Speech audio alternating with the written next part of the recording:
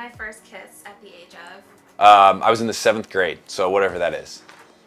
13. 13. I had my first kiss at the age of 13. My biggest dating mistake is My biggest dating mistake is I'm so sensitive. I am so sensitive. Even on the first date, like I just read into situations so much, and I'm always like self-sabotaging. Like I know it, like, oh, they don't really like you, or they're gonna question this that you said. It's a huge issue.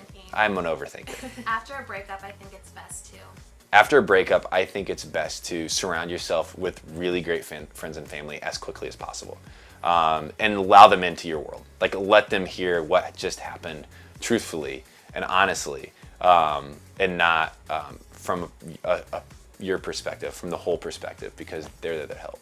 In a relationship, I'm always In a relationship, I am always a overthinker. Yeah, right now. I hope I'm better at that.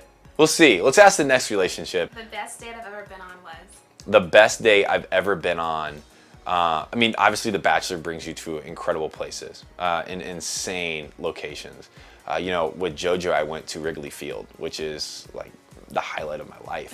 With Lauren, I brought her to my place of employment as a college student, which was a youth center that has a huge place in my heart. I really think those 2 days were two of the most confusing dates I've ever had, because they both like highlighted two things I cared about so much with two women that I cared about a lot. So those are two of the best dates looking back on my whole life, because they're spectacular. I'm never going to be able to recreate those in the way that we did them. I would describe my dream partner as I would describe my dream partner as somebody that's honest, that's vulnerable, that's supportive and sensitive and loving, and also willing to accept support. And so that's my dream partner. my experience on The Bachelor was My experience on The Bachelor was good.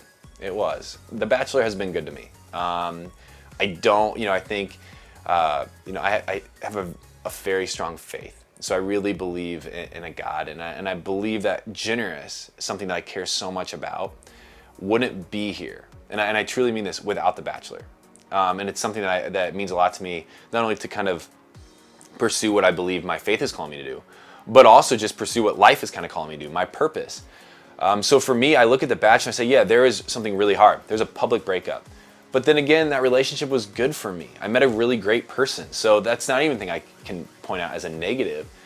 I sit here today operating generous full time because of The Bachelor, I believe. the best relationship advice I've ever received is The best relationship advice I've ever received. Oh, it's so funny. I've said this and I felt this before, and it's weird. My dad is somebody that, he doesn't share wisdom with the world too often, but when he does, you want to listen, and he is one of my best friends in the world, if not my best friend. And I remember one day I was like, okay, I need to tap into my dad's head. He's been happily married for 35 years. We're re-roofing my house. I said, Dad, how did you know Mom was the one? And I was like, he's going to give me some insight, and I'm going to take this with me. And he goes, Ben, when you know, you know.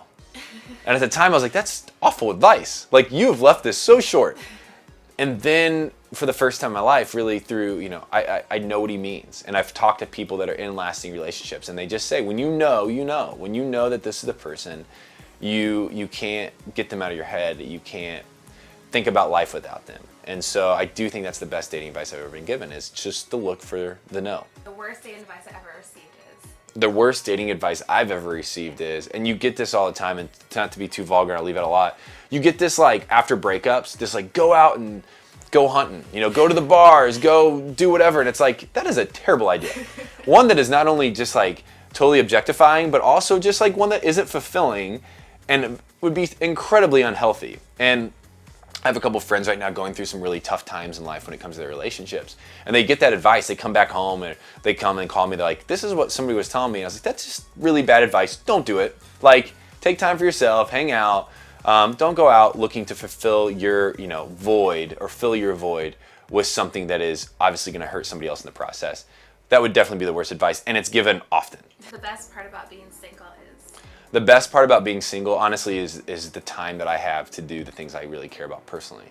I think when you enter into relationships, you kind of have to put barriers and boundaries up so that you not only focus on self, but also your partner, and that you're supportive to both yourself and your partner. When it's just me, I just get to do what I want to do. If it's work till 10 o'clock, I get to work till 10 o'clock. If it's take the afternoon off and play golf, I can do that. For me, life is really set up right now where being single is the best situation for me personally. The worst part about being single? The worst part about being single is the loneliness.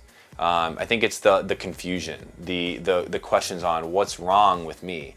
Those questions exist, and the lack of support. I was able to be in some really great relationships in my life, and those relationships always had a lot of support behind them. If I was having a tough day, they'd be the first one to be like, you've got this, you can do this. Or if I was having too good of a day, they'd be like, you got to come down a little bit, like even this out, level this out. That's something that I don't have anymore. You don't have those confidants. You don't have that counsel, that wise counsel that loves you and cares about you. So there's a little loneliness, and there's a little lack of knowledge and wisdom kind of coming from outside sources. The biggest dating deal breaker is? The biggest dating deal breaker. This is such a cliche answer, and I'm trying to process through this, but I really need somebody at this point and want somebody at this point that shares similar worldview to me. So, I think as you come together and as I get older, I'm 29 now, and I'm going to really start talking about these really big questions, kids and family and marriage and life. I want somebody that shares a similar faith to me, that we can kind of come together and not continue to combat against each other all the time, but come from a similar perspective and say, okay, we each want one thing here.